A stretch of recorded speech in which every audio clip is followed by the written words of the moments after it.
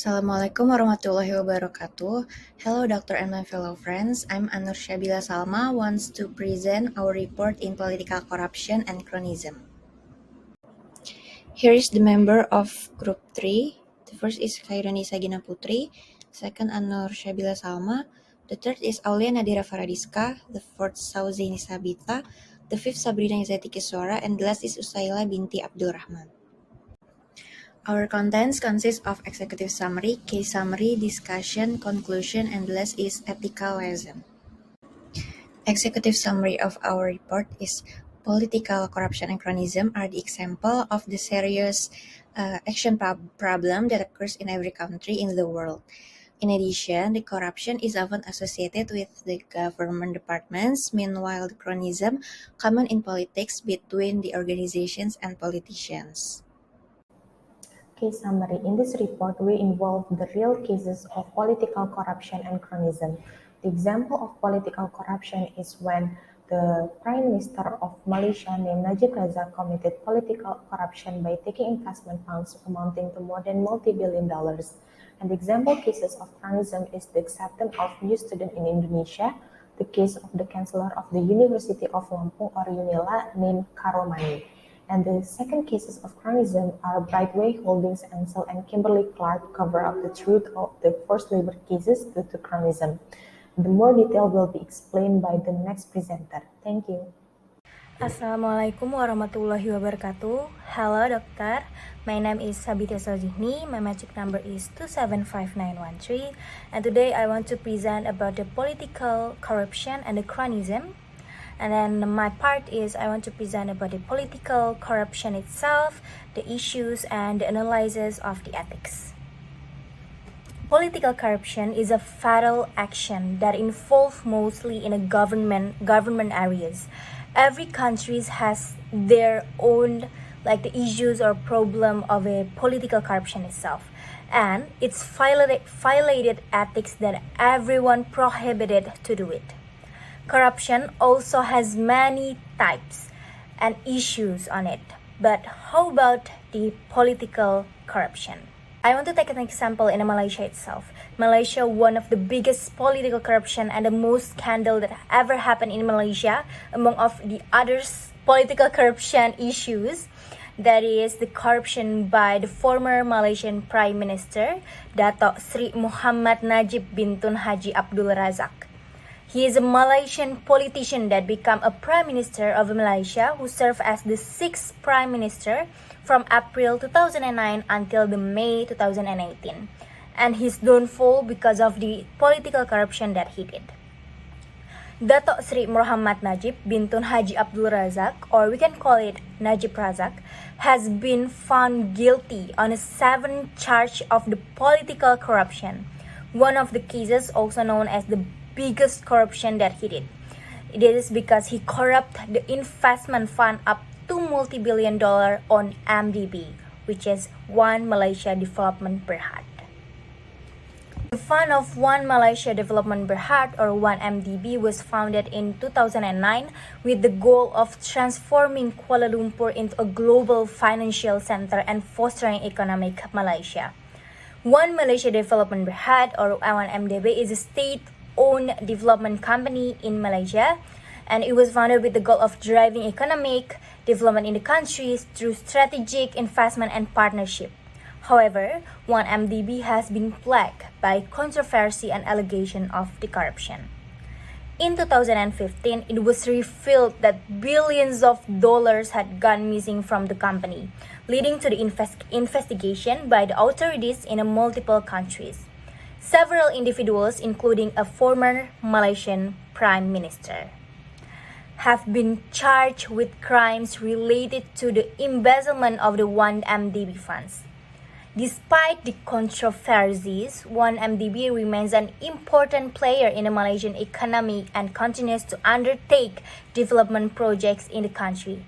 It began drawing criticism in early 2015 after failing to make part of the 11 billion in payment it owes to the bank and bondholders. The fund was charged with money laundering for allegedly moving millions of dollars into the individual's personal account to buy the luxury goods, including boats, artwork, jewelry, and real estate. Therefore, back then, the Malaysian law is still not strong enough, because what the Najib Razak did is confirmly violated the law and the ethic.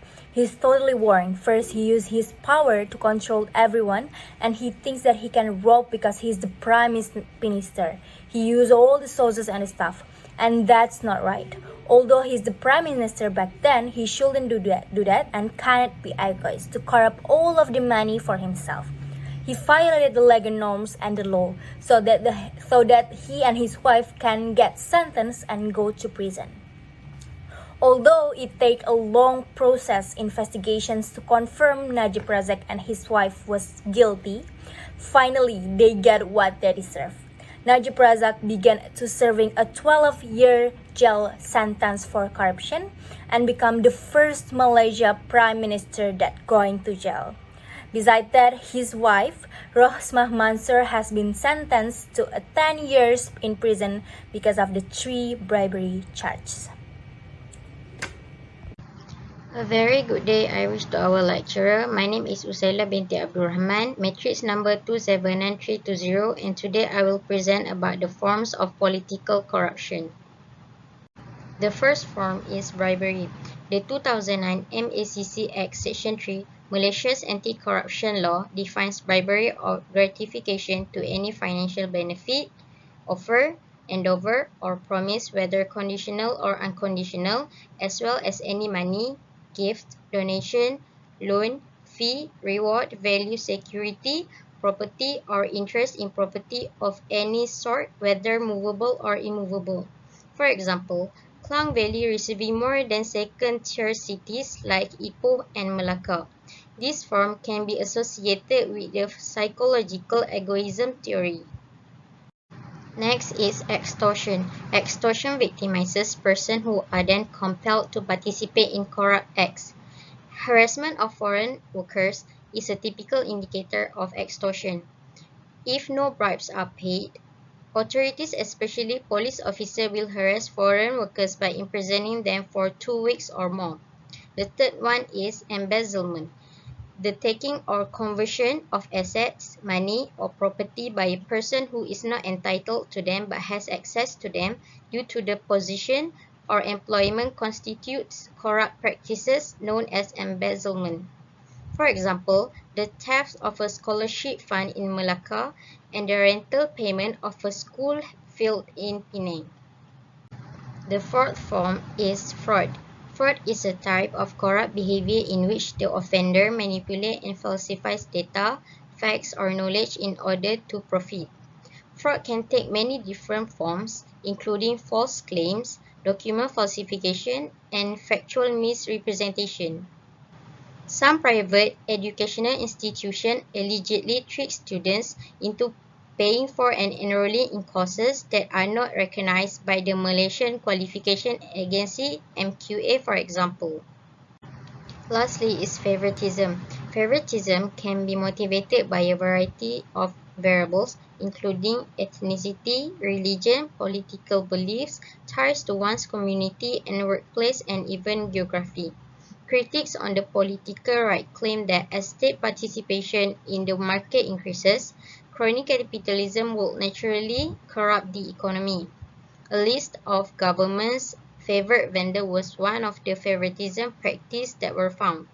Owners of kindergartens complained that they had to obtain services of owners in the favored groups for things like pest management, building design, and the purchase of fire extinguishers in order to open their kindergartens. That's all from me. Thank you. Hi, I'm Hairani Sagina Putri, matric number 2747799. Now, I will tell you about cronyism. Cronyism is a habit that tends to favor family members or close friends when appointing people to job, gifting a position, and offering them projects or other opportunities for their own gain. This cronyism occurs when someone favors to give a position to someone they know or trust without considering their abilities, to indirectly keep their position in a company or organization or maximize profits for themselves. evident today, there are numerous incidents involving people who commit bribery, particularly people who enter universities by abusing the official status of their parents. In addition, there are some people who enroll in college through connection they have on that campus, who then provide the scalper with a large sum of money in exchange for admission to the university that they choose.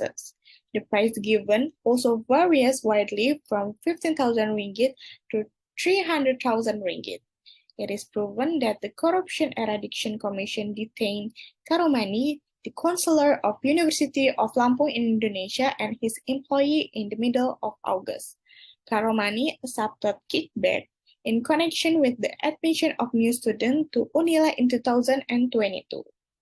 The UNILA bribery case made education in Indonesia not good because of the effect of Mandiri path, which had minimal supervision. Many students chose science as their major in high school to attend the major they had always dreamed of, particularly the Faculty of Medicine. If we are not the children of doctor, official, general, this is where the money comes into play. The term is money to bribe the person. The nominal amount has been determined by the person who takes care of the new student admission. The greater nominal was given, the greater chance for the pupil to pass the selection, because it depends on whether the quota is still there or not. This can be called an auction, especially if the quota is below 10 seats. The auction will go crazy until the candidate parents stop at their ability level. Because of this, of course, many people are harmed, and one of which is that when people commit bribery, a lot of quota are automatically wasted, which causes students who are really talented and potential in that field to be rejected because their quota is full. In addition, to many potential students who did not pass the selection because of this incident, many students also experience stress, depression, and even committed suicide. As found in ethical theories, namely ethics of justice and fairness, the type of justice that is suitable for this case is distributive justice, because it refers to the extent to which community institutions ensure the benefit and burden are distributed among community members in a way. Then another ethical theory is principle and duties. This is wrong and unethical because which justifies any means for their children to enter to the top university. Thank you, that's all from me. Then we'll be proceed to another presenter. Hi, my name is Sabrina Jatikiswara with metric number 276257, and I will explain about the issue of cronyism and the theory that can be related to it. The practice of cronyism can be seen through the case of Ansel, Kimberly-Clark, and Brightway Holdings.